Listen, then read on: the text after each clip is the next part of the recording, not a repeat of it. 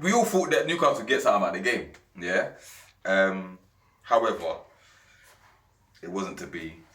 We frustrated Arsenal for the first 45 minutes, to be fair. Only chance of note, Aubameyang missed that sitter.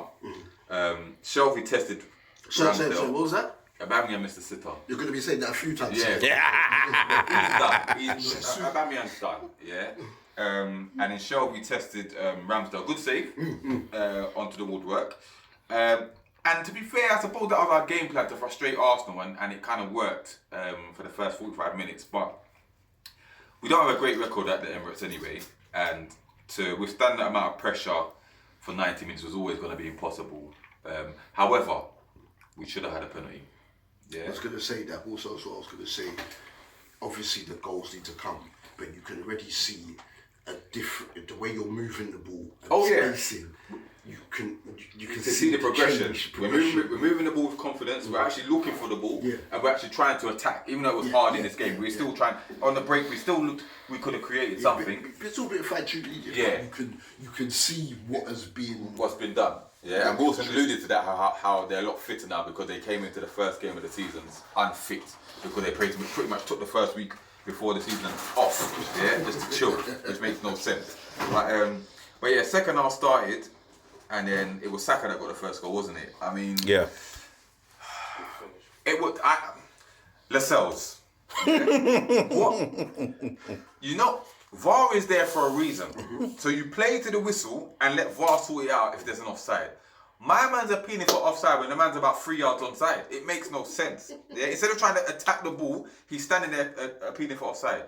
Gives Saka all the space in the world. Decent finish, 1-0. And then the second goal. Listen, credit to Martinelli, that was a bad boy finish, but the positioning of Richie was questionable. He could have cut that out at source, didn't. Great finish, can't take nothing away from the finish, 2-0. From that end, we weren't going to come back. We should have had another penalty, the foul on Wilson, but then Arsenal should have had a penalty because Lascelles again assaulting, I can't remember who it was, but I think was it Martinelli did get away with it, but he assaulted the man. Yeah, should have got a penalty there. So should have been 2 penalties for us and 1 for Arsenal. But I don't think Newcastle really deserved anything out of the game. Arsenal, if you look at the stats, we had 1 shot on target, 30% possession. You could see Arsenal's relief when Saka scored. You could see the relief though, because they were being frustrated. Because it would have been a great point for us if we got it, but it just wasn't meant to be. And Arsenal, they weren't outstanding, but they were a lot better than Newcastle on the day. So they fully deserved to win 2-0. But this is what Arsenal do. These are the teams that Arsenal should be beating, and they are beating, to be fair. So it just keeps that run of that winless run keep going for longer and longer. We'll get to the other game in a minute. But yeah, 2-0 Arsenal, can't complain. End of, innit?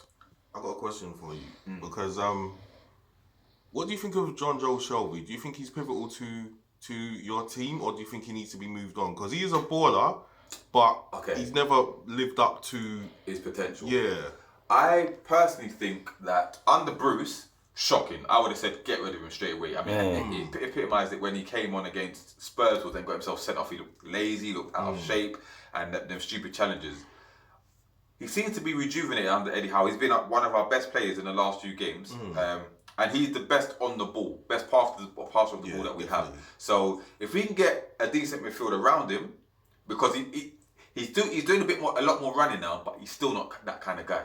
So if we can get the people around him at the moment, I'd say keep him. Obviously, there's better players in the long run to get him, but I wouldn't want to see him leave just yet. I think right now, he's one of our key players. So I'd like to see him stay and see what he can do, because his performances for the last few games have been very, very good. So that's kind of what I think, and I think he's a gifted baller. Oh yeah, he's a very gifted baller, and he's he's got the shots, he's got the passes. He still can do a job. Yeah, he just needs the application and a bit more fitness, and he'll be range of passing. So even Gasman, he has one of the best range of passes of centre mids in Premier. It's been like that from when he was at Liverpool. Yeah, said it's application, man. That's it. His head just something up here, and it's something mentally. Sometimes I mean, so. But Arsenal ticking along decent. Another 3 points for them. It's Fing's birthday today, though. Who? Frisky DJ. Oh, that Frisky. Happy birthday, Frisky, that. happy birthday, Frisky. And hold tight, Jimmy Grimes on the Twitter. He said, "Big up, Mr. 801, the GOAT." Yeah, we'll come to that later. Yeah, I don't think anyone here thinks he's the GOAT, but yeah, we're gonna come to that later.